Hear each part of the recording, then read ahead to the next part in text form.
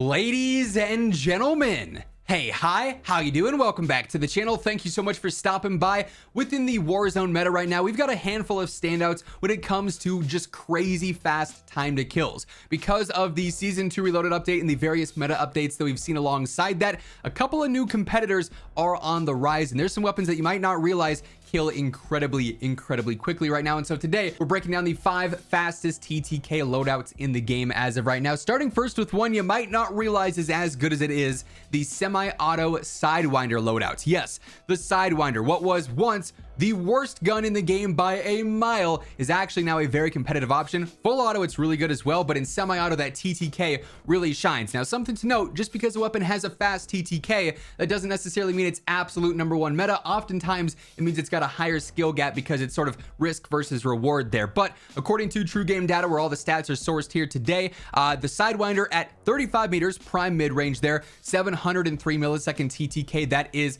leaps and bounds better than the majority of other similar weapons at that range. So initially here in semi-auto, I'm going to go for the Fastest break compensator here. It helps out with firing aim stability, which is huge, but as you're spamming this as fast as you can to get that good TTK, you are going to notice there's a decent bit of bounce and the horizontal control there. The benefits that we get from that are certainly solid. That said, Tempest GH50 is another really good one too. It helps out with vertical and horizontal and a bit of gun kick. You could also go for a suppressor if you really want to stay off the map though too, like Spirit Fire for instance would be a great choice. We've got the Predator Precision Barrel, helps out with velocity, control, idle sway, so just making the weapon a lot easier to use, a little bit of range in there as well. It's obviously slowing it down some, but speed is not a main component in this style of build.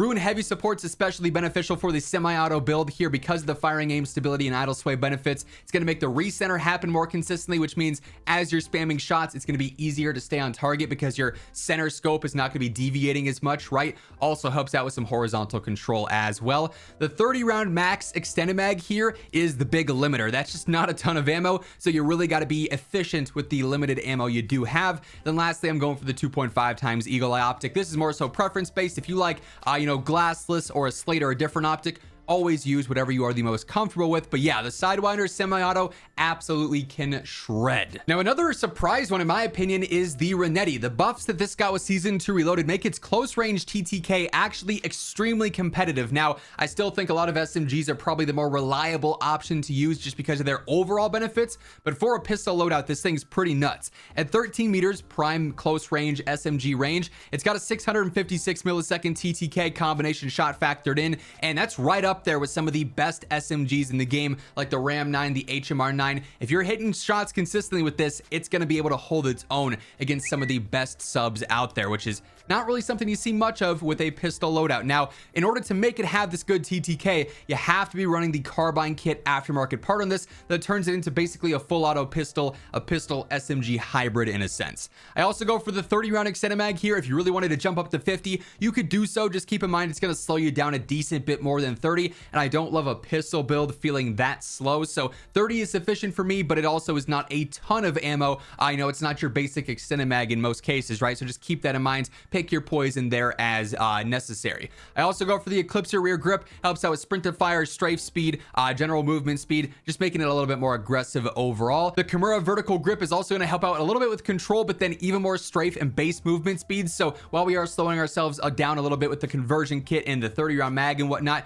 we're still getting some decent mobility back out of this, so it's not going to be too bogged down for a pistol by any means. Then lastly, I go for the sonic suppressor. Extends that range out some. That's really what I'm getting out of that, and of course I'm staying off the radar as well, so it's got that efficient TTK at an even further range, which is very clutch here. I don't mind the iron sight, so I don't go for an optic in this case. That might be something you maybe want to experiment around with. If you don't love the irons, you could replace like the rear grip for instance with that if you really need that. But yeah, the Renetti conversion kit is actually kind of shining right now. And by the way, as we are going through all the loadouts here today, if you are new to the channel or you simply have not subscribed yet, every single day I'm your one-stop shop for everything you need to know about Call of Duty, whether it's news, updates, patch notes, or meta breakdowns like this. This is the place to be, so feel free to hit that subscribe button and turn on those post notifications. And if you enjoy the video or if you find it helpful, do me a favor and drop a like on it. It's always really appreciated. Much love to everyone who takes the time to do so. Next up, we got another option you might not have seen coming. It's the TAQ-V from MW2, also in semi-auto mode. Once again, raising that skill gap. Semi-auto guns are inherently more difficult to use, but the payoff here is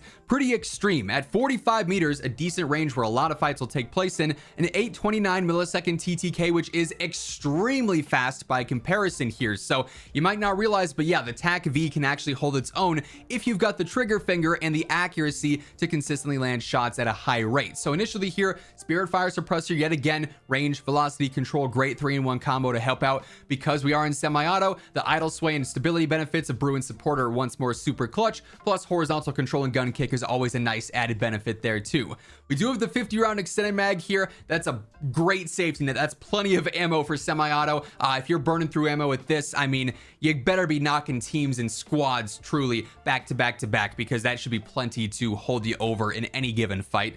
2.5 times Eagle Eye Optic yet again. Then I go for the Brute Stock. Admittedly, there's not many great barrels or like rear grips in this case, so this is something that's going to help out with a little bit of control. It's really not much, but also some idle sway. That's particularly important in this kind of build as well, so makes the gun a tad bit easier to use. Definitely a sleeper option. You really don't see players talking about the TAQ-V, but stats speak for themselves. This thing can hold its own just fine. Hey everyone, quickly wanted to give a shout out to my friends over at G Fuel. We've got our in-game metas that we of course talk about all the time, but we also got to show some love to the out-of-game metas as well. And the most effective tactic available, the meta for staying focused and energized, is picking up some G Fuel. They got a little bit of something for everyone in terms of flavors, but my personal favorites, Hype Sauce, the GOAT. They also just brought back Watermelon Mint, which is absolutely incredible. And lately, I've also been loving the new Sage Mode Hydration Tub as well. There's no caffeine in that, just perfect for staying hydrated. And if you do want to pick up anything for yourself, be sure to throw in code IMMORTAL at checkout for a nice little discount. The link for that will be down below if you're interested. Now, there are still a handful of main meta weapons that kill extremely quickly, like for instance, the Ram 7 built for more sniper support style gameplay. It's got a 673 millisecond TTK at 25 meters. That is best in class for the rifles by far. If you pair this with a stalker or with a cat, your mid-range, your close range is going to be just set up so perfectly. This thing melts in those closer ranges here. Even though it has been nerfed there, it's still one of the best choices easily. Initially, I got the Cassis break here for my compensator. Eliminates that horizontal bounce a decent amount, also helps out the firing aim stability, so just really makes the weapon very predictable. The Core Mark 40 heavy barrel, it's doing a lot here. Range, velocity, control, a little bit of idle sway. So again, making the weapon just so easy to use. Even in the mid-range here, it means you're just gonna be deadly accurate. Very minimal effort needs to be put in to hit shots with this thing consistently. Ruin heavy support yet again, although if you're super comfortable with the control, you could try using something like a hand stop here, DR6 for instance, to speed things up and make this a tad bit more aggressive. That would be viable as well.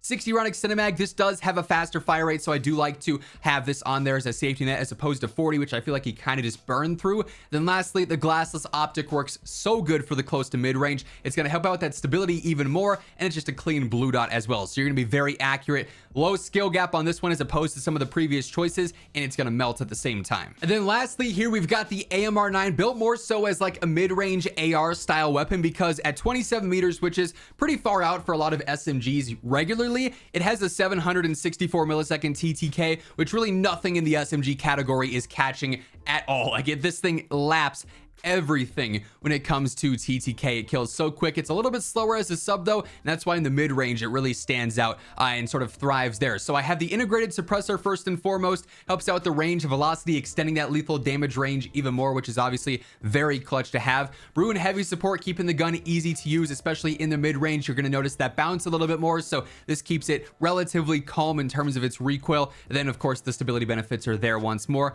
50 round extended mag, very basic there. Glassless optic yet again, same deal as before, so clean for the close to mid-range. Then we also got the Wolfhound stock, which is just your basic control benefits there. Recoil control for both directions. Then of course we've got the basic gun kick on there for only a 3% ADS decrease. That's not really a huge con there by any means. So this thing is incredibly efficient as like an AR SMG hybrid build here. So with that being said, those are 5 of the best TTK options in Warzone right now. A few surprises, a few meta mainstays, a nice little mix of each, I would say. That is going to wrap things up. If you enjoyed the video, do me a favor and drop a like on it. And if you're new to the channel, be sure to hit that subscribe button on your way out. But once again, thank you so much for tuning in. And until next time, take it easy. Have an awesome rest of your day. I'll catch you guys later. Peace out.